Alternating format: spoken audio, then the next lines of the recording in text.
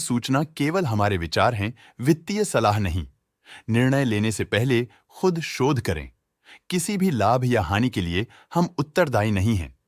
आज हम देख रहे हैं ओडिशा मिनरल्स डेवलपमेंट सीओ की 2024-25 Q3 की standalone financial performance. Starting with the sales, पिछले क्वार्टर से सेल्स में -12% का डिक्रीज हुआ है, मगर कंपनी ने पिछले साल के मुकाबले मार्जिनल सेल्स डिक्लाइन रिपोर्ट किया, around -27%। Expenses 36% quarter on quarter increase हो गए हैं, जो साल भर के 43% के राइज के साथ अलाइन करता है। क्वार्टरली सेल्स के कंपैरिजन में एक्सपेंसेस इंक्रीज होना दिखाता है कंपनी ने एक्सपेंसेस मैनेज करने के लिए स्ट्रगल किया। कंपनी ने पूरी साल के दौरान चैलेंजेस का सामना किया। ऑपरेटिंग प्रॉफिट, जो पिछले साल के कंपैरिजन में -116% डाउन हुआ है, quarter on quarter around -130% decrease हुआ है। Operating profit margin OPM annual basis पे -54% से डिक्रीज हुआ है और पिछले क्वार्टर के कंपैरिजन में -38.5% से डिक्रीज हुआ है। एक्सेप्शनल आइटम्स को ऐड करके अदर इनकम पिछले क्वार्टर के कंपैरिजन में 2% बढ़ गई, बावजूद इसके ईयरली ग्रोथ 129.5% हुई है।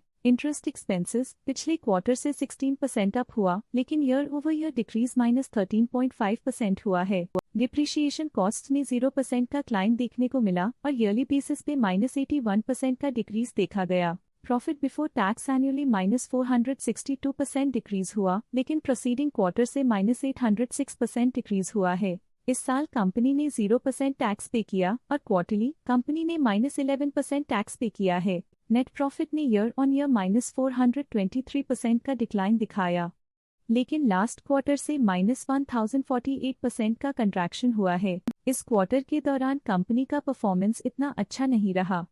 नेगेटिव नेट प्रॉफिट लॉसेस को इंडिकेट करता है। वहीं अगर एनुअल एनालिसिस की बात करें तो साल के दौरान कंपनी का परफॉर्मेंस अच्छा नहीं रहा। नेगेटिव नेट प्रॉफिट का मतलब है कि कंपनी प्रॉफिट के कंपैरिजन में नुकसान उठा रही है। अर्निंग्स पर शेयर EPS में ईयरली -423% का डिक्रीज देखा गया, लेकिन क्वार्टरली में 1046% की गिरावट भी नजर आई। इस क्वार्टर में कंपनी का EPS इतना अच्छा नहीं रहा। नेगेटिव प्रॉफिट कमजोर एफिशिएंसी को दिखाता है। ओडिशा मिनरल्स डेवलपमेंट सीओ के फाइनेंशियल स्नैपशॉट को रिव्यू करते हुए कुछ मुख्य ट्रेंड्स सामने आए हैं जो कंपनी की परफॉर्मेंस पे रोशनी डालते हैं। दिसंबर 2021 से दिसंबर 2024 तक ओडिशा मिनरल्स डेवलपमेंट सीओ की फाइनेंशियल जर्नी में सबसे पहले बात करते हैं सेल्स की। इस साल सेल्स में 66% की वृद्धि हुई है और पिछले 4 सालों में 18.5% की वृद्धि हुई है, जो एक निरंतर अपवर्ड ट्रेंड को दर्शाता है। 2 साल पहले के टेम्परेरी डिप के बाद सेल्स में वृद्धि ने फिर से रफ्तार पकड़ी है, जो बाजार की साइक्लिकल नेचर को उभारती है।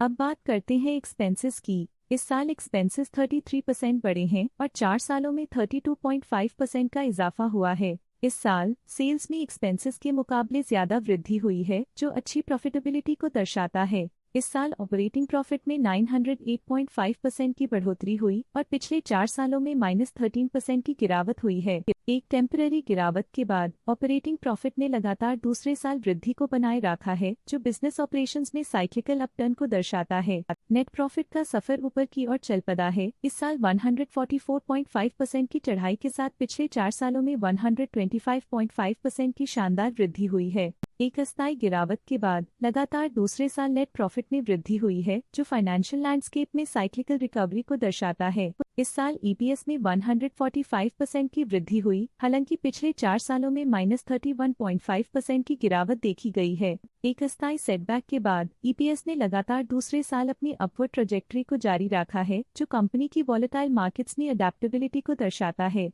चलिए अब बात करते हैं शेयर होल्डिंग पैटर्न की। ओडिशा मिनरल्स डेवलपमेंट सीओ की शेयर होल्डिंग रिपोर्ट्स कुछ इस प्रकार की हैं, जो दिसंबर 2024 के 31 तक चलता है। ये रिपोर्ट कंपनी के शेयर्स की डिटेल्ड जानकारी देता है, जिसमें promoters, promoter groups, foreign investors, public investors और सरकारी एंटिटीज शामिल हैं।